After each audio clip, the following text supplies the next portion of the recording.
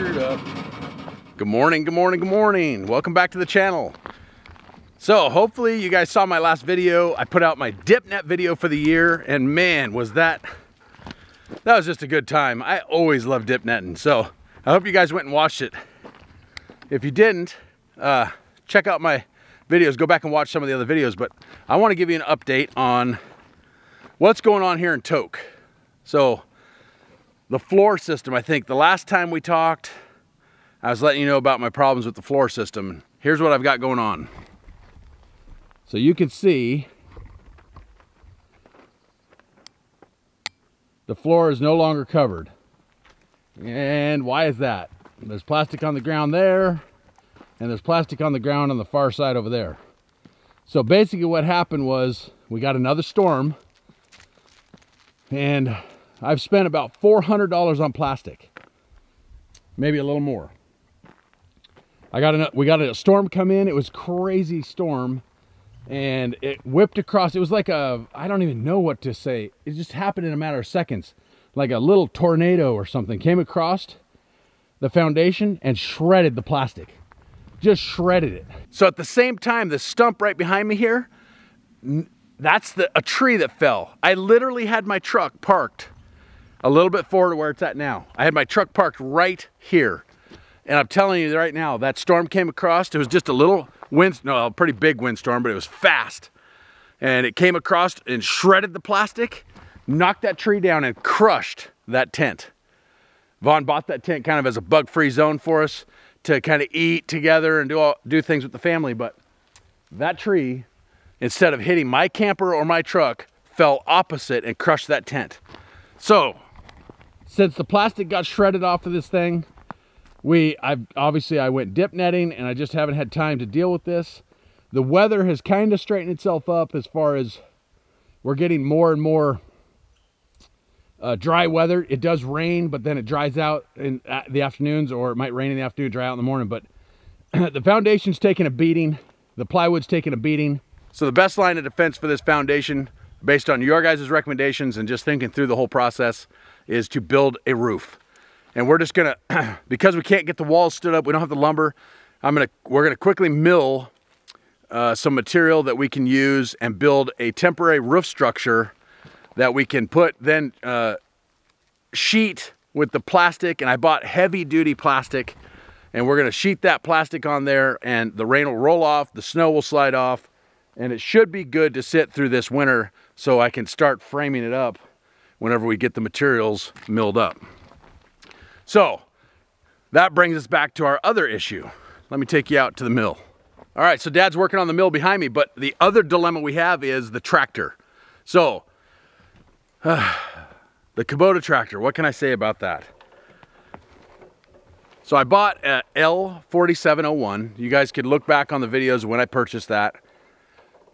I am not a experienced tractor person, but my dad is, and he's been on tractors most of his life. And he got on this tractor and within minutes decided that there's something off with the tractor. It just didn't have the lift capability, or it seemed like it didn't have the lift capability that size tractor should have. So I didn't think anything of it. The tractor was working just fine. Next thing we know, it throws a code. And you know, these tractors, you know, all electronic or whatever. So it throws a code, and then the power steering just shuts down, just completely goes out. So we get it to Kubota dealer here, which is up in Fairbanks. It's ESI, Equipment Source Incorporated or something like that. ESI out of Fairbanks. Got the tractor, looked at it, fixed the code, which was a sensor on the depth system, the exhaust system. So there was a sensor gone bad. Okay, fix that, no problem. Then the power steering. Okay, well, what's wrong with the power steering? Well, they checked it. The power steering pump was bad. So they replaced the power steering pump. Now, Greg, you got to think, every time they have to put a part on it, they got to order it, and it's about a week out. So they replaced the power steering pump, and for some reason, the power steering still wasn't working. So then they go and they said, okay, well, we think it's a steering cylinder. They checked the steering cylinder, said the steering cylinder's bad, the front cylinder, hydraulic ram for the steering on the front end. So they replaced that. Well, it still didn't work. So we had told them about the possibility that the tractor was underpowered. There was something going on there. So they went back and tested the whole system. Turns out that the main hydraulic pump for the tractor is bad. So now I'm back from dip netting. We've gone, 2 weeks of videos have been McCarthy, Kennecott, and then dip net video. And now we're sitting here going, well, crying out loud, we need the tractor to mill. Well, they're expecting possibly that we could have it back this Friday with the new hydraulic power steering, or not power steering, but the new hydraulic pump. So I'm not 100% sure how I feel about Kubota right now as a tractor. It's, they tore apart the rear main seal on the left rear wheel. They said was leaking. They tore it apart, and they found a bolt in there that was supposed to be torqued to 70 foot-pounds. It was actually hand tight. So that's a major problem. Who knows what else is in that tractor from the manufacturer that was shoddy. So it really puts doubt in your mind as to what this tractor, is it gonna last? What's the quality of this tractor? So I'm gonna hold out. I know initially I said, man, the Kubota seems like a great tractor, but I'm gonna hold out an opinion for a while. Fortunately, when we had the tractor, we were able to pile, let's see if we can get this. We were able to pile this pile of logs. So we moved the mill, basically, you can see right next to the pile of logs. So now what we're doing is we're able to just roll a log down, and we put these boards across, and we can just ease the log over onto the mill, and then we can mill it, and then we load it onto, or we're gonna today load it onto the trailer, take it to the tent where we're gonna be drying all the lumber. So the logs we have decked behind me here are all meant for framing lumber. They're all 10-foot, 6, 12-foot logs, all meant for framing up my generator building and the walls for the house.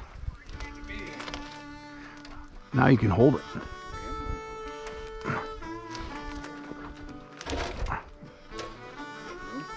You got lots of room.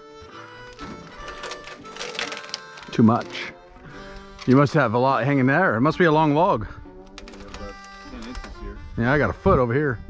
So this tool my dad came up with was because we use this thing called a toe board, to raise up and actually make the center or the pith of the log parallel. We use this, and it's a ballpark, and we can get this down on the log.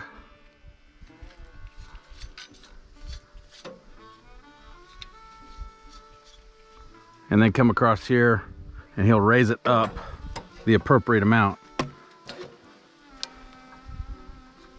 Be good.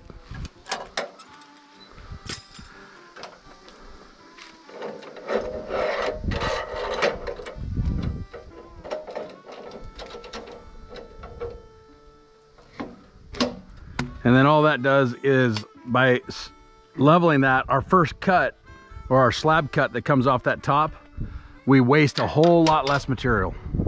I gotta say, this little gadget right here, just a battery operated little fuel pump. Actually a fluid pump. It says it'll pump all kinds of fluids, but it has a telescoping arm. It's awesome. It's been so nice for filling this up, not having to lift a big old heavy gas jug up there.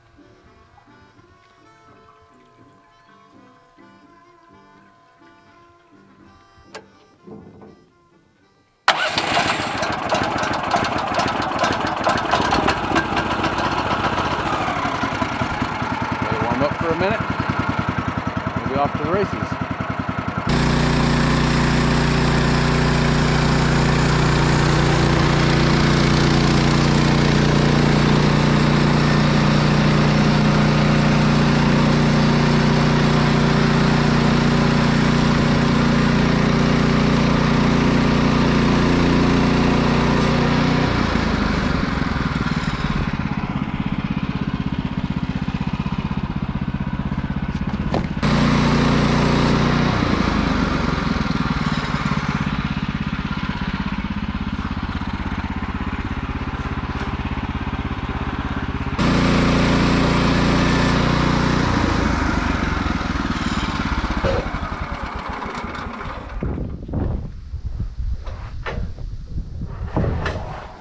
All right, well, you can probably see behind me our log pile back there is getting smaller and smaller.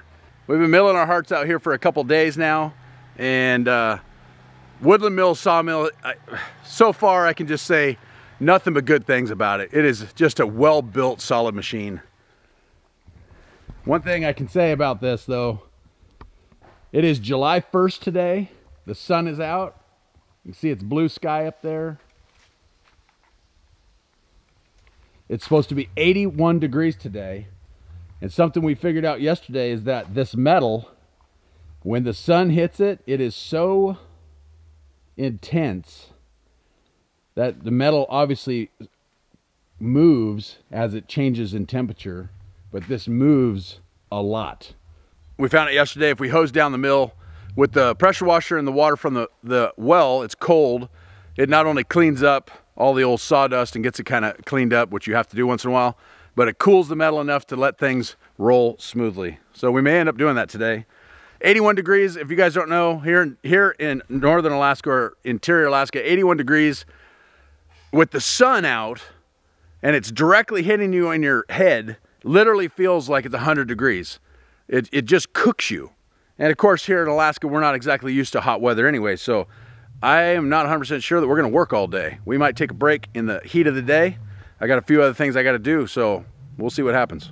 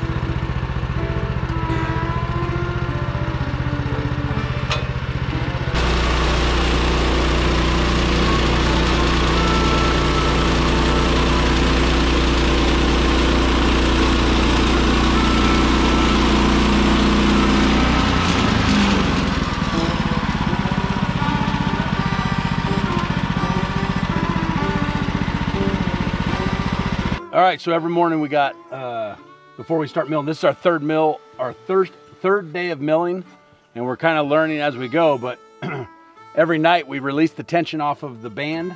So every morning we tension it, we check to make sure the tracking's correct, and we check the tension on the belts. This belt is a little bit loose, so we're gonna try to tension it or tighten it a little bit. Oh yeah, this one will loosen, no problem.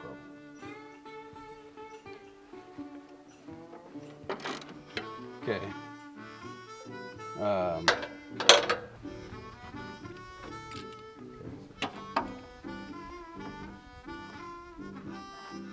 man. I'm moving what? I just loosened the tension off this thing. Okay. Kind of a poor design. You think this is the belt tensioner. You'd think that there'd be a bolt or something welded here or a nut to give you some leverage to tighten it, but you have nothing to grab onto. Just go by hand.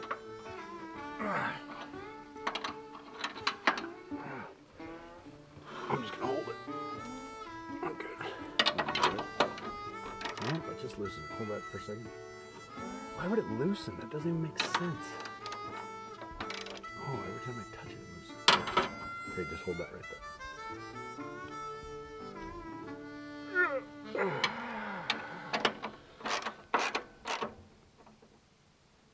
Careful, careful. Oh yeah.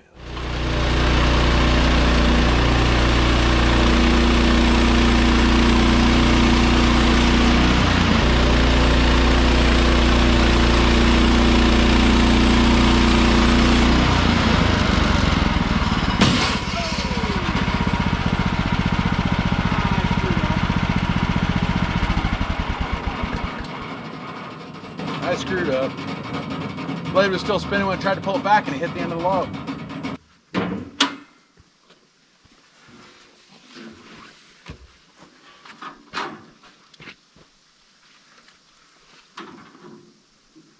That's the only one you see through. Might have got lucky. Well, you didn't have that guard under for it to hit.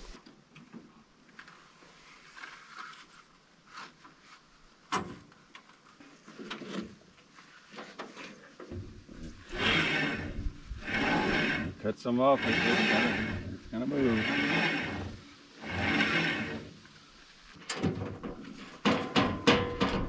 Well, I normally wait for the blade to stop, but you see, I caught it right there. But even if you didn't this time, it wouldn't have worked. Nope.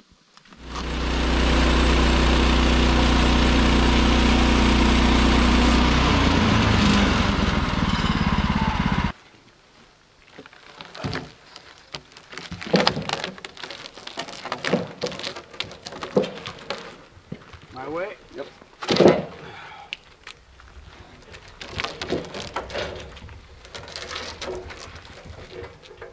Okay, look at the... Do you have room to go my way? I do, yeah.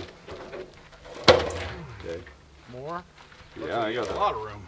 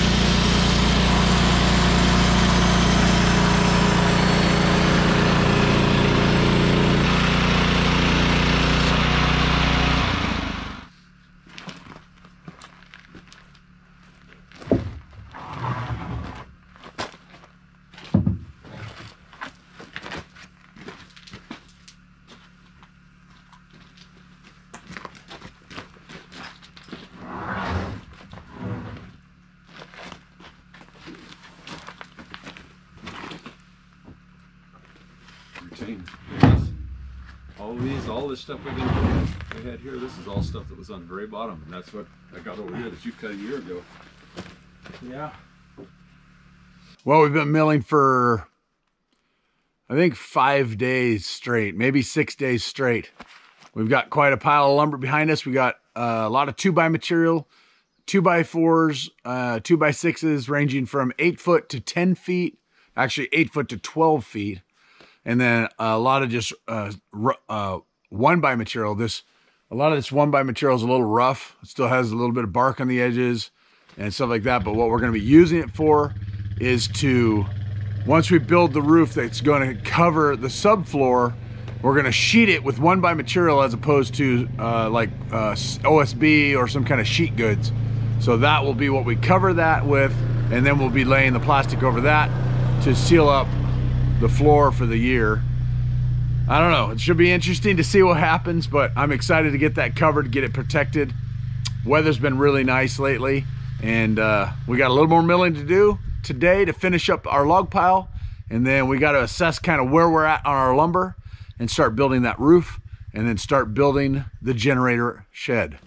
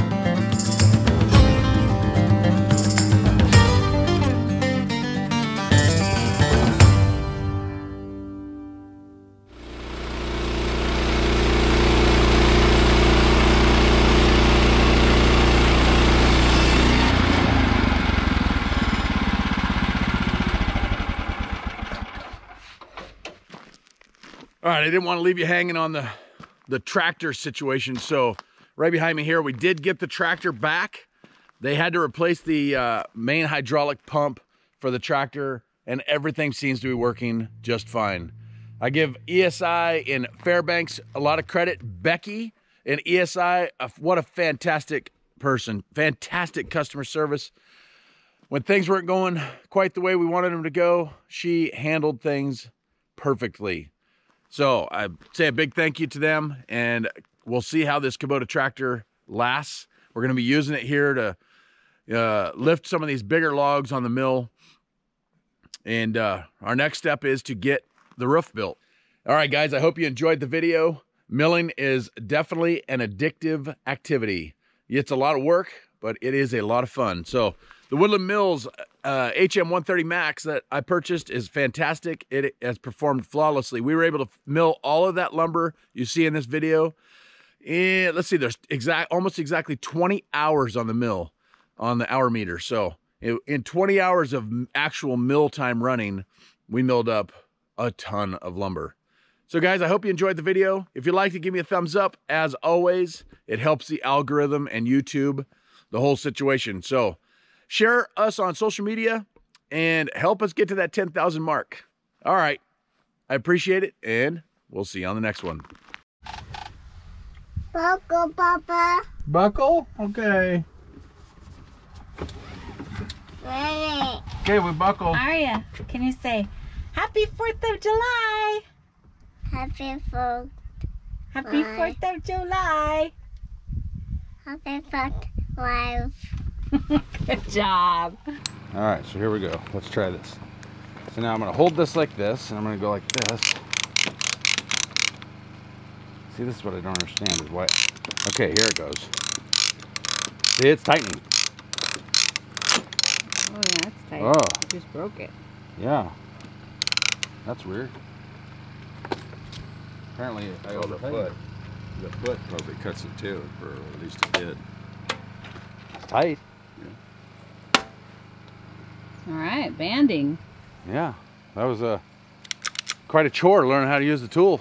That's what happens when you throw the directions away. Oops.